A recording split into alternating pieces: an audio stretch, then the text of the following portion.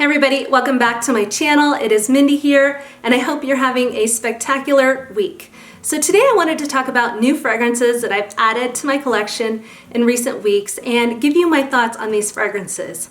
I'm going to start with In the Sun by Bath & Body Works, and if you watched my recent beach video, you know I have been on a beach kick, a beach fragrance kick, and I'm really interested in exploring other fragrances along that genre that I enjoy.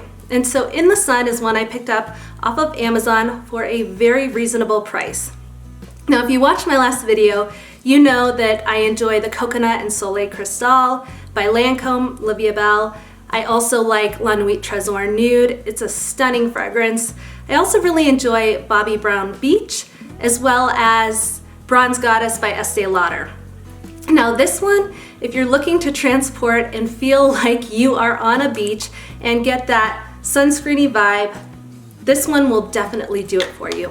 It is white floral heavy, but it definitely impressed me. This is a gorgeous cheapie. It's inexpensive. It's really nice to wear. It seems to have nice longevity. And if you want to be transported to a beach in Turks and Caicos, this will at least do it to you mentally. This is a great fragrance. I'm really enjoying it. In the Sun by Bath & Body Works. Next on my list is Prerogative by Britney Spears, and I also just recently added this to my collection. This fragrance has notes of apricot, goji berries, pink pepper, coffee, saffron, sandalwood, and amberwood. And this is often associated and compared to Black Opium by YSL. I pick up sweetness, creaminess right off the bat, a little bit of a coffee accord, and a lot of warmth. This is just a really, really nice fragrance. And if you've tried other Britney Spears fragrances, this one is right in line with those in the sense that it's sweet, it's flirty, it's likable, it's crowd pleasing. I think some people might prefer this to Black Opium. It just has a smooth vibe to it. It's extremely inexpensive. I think I bought it off Amazon for $14. And quite frankly, I am a Britney Spears fan. I'm rooting for her big time. And it's hard to be unbiased when you like somebody who creates a fragrance. For me, it's probably around a 7.5 out of 10, maybe 7 out of 10, maybe 8 out of 10. I'll have to wear it a little bit more to really gauge. But to me, this is a low risk purchase. Very inexpensive, easy to like, easy to wear, and crowd pleasing. So if you're interested in something like that, or you wanted to understand what Black Opium's like, but you don't want to spend the money that it costs, this is a good one to try out. Again, Prerogative by Britney Spears. So the next fragrance I wanted to touch on is Joop Le Bain. And this is a very commonly hyped fragrance as being a cheapie or inexpensive on Fragrantica. And while I want to love this fragrance, it didn't work out for me. And that's speaking as a gourmand lover. I don't know that all gourmandies would really appreciate this fragrance. I think some would for sure, but for me it just is missing something that I crave in my fragrances. Now the reviews on this fragrance on Fragrantica are spot on, so I should have known it probably wasn't for me.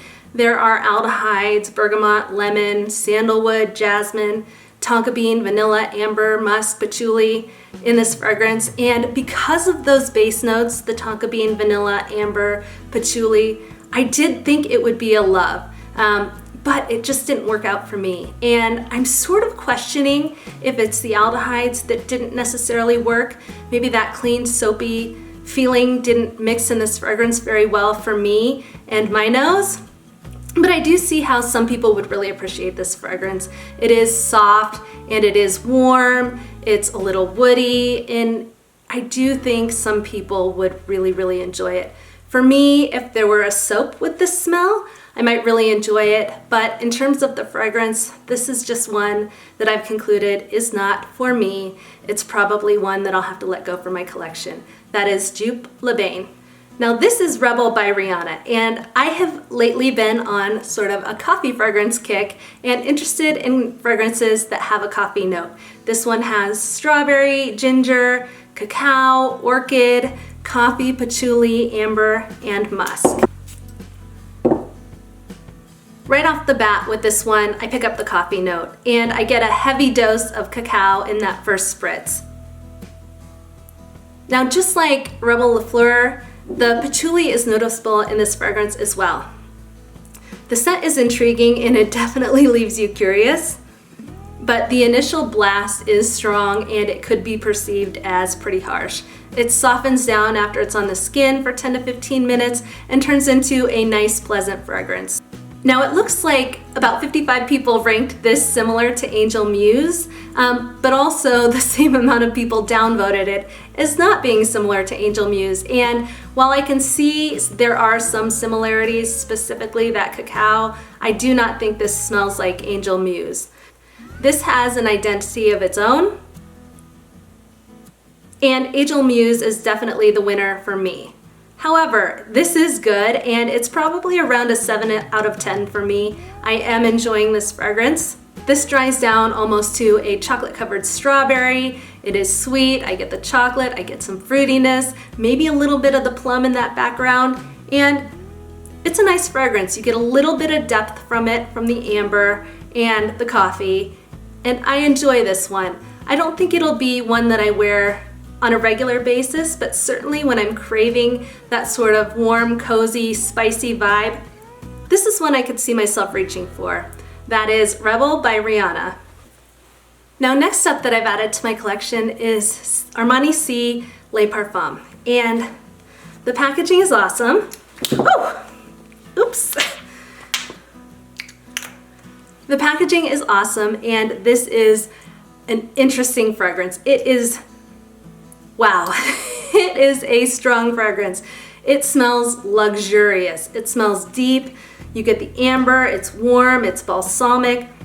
This is opulent. This is the type of fragrance that I would want to wear if I had a place to go. If I was going somewhere exciting on a date night, I wanted to feel sexy, this fragrance would do that for me. It has notes of black currant, bergamot, incense, which is where I get a little bit of smokiness, osmanthus, jasmine, amber, benzoin, vanilla, and patchouli leaf. This actually reminds me a little bit of a couple other fragrances that have depth in my collection.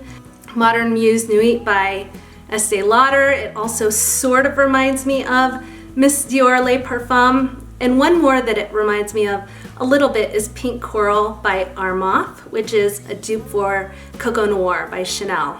This fragrance is a little bit of a step outside of my traditional comfort zone. It is bold, but it's got an addictive quality that keeps you coming back for more.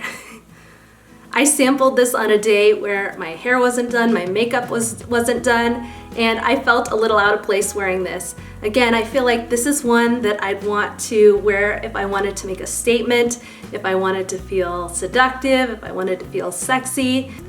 I get a little bit of spiciness, a little bit of booziness from this, and it reminds me of maybe a nice, fancy, expensive liqueur or a bottle of wine. This is a fragrance that I would wear if I really wanted to get noticed. It is very interesting to my nose, one I'm interested in exploring a little bit more because I think a lot of people would really enjoy this.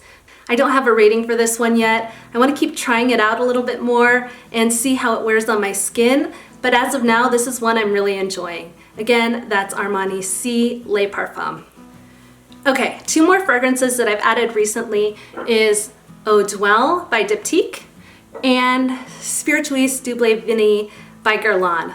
Both of these are incredible fragrances. They're both vanillas and they're both very, very different. Eau Duelle is sort of a greenish vanilla, just a stunning one at that. And Spiritueuse Double Vanille is a boozy vanilla and one that has an addictive quality that you can't stop wearing it. I love both of these fragrances and I've talked about them on my channel before in a cozy fragrance review. So go back and watch that video. I'll link it below if you're interested in my thoughts on both of these fragrances. And lastly, this one arrived last night. This is my first Be-Layered fragrance. This is Arabica Roast and it has notes of coffee. Again, I'm really doing a deep dive into coffee fragrances to learn what I like and what I don't like in the coffee realm. I'm going to continue exploring it and I'll probably make a video on this soon. Arabica Roast is my scent of the day. I just got it into my collection and one I'm exploring, and I'd love to give you my opinion on that in the next couple of weeks. Thank you guys for watching my haul video on recent fragrances that I've added to my collection. I hope you enjoyed it and I appreciate you guys watching. Take care, have a great rest of your week, and I'll see you soon.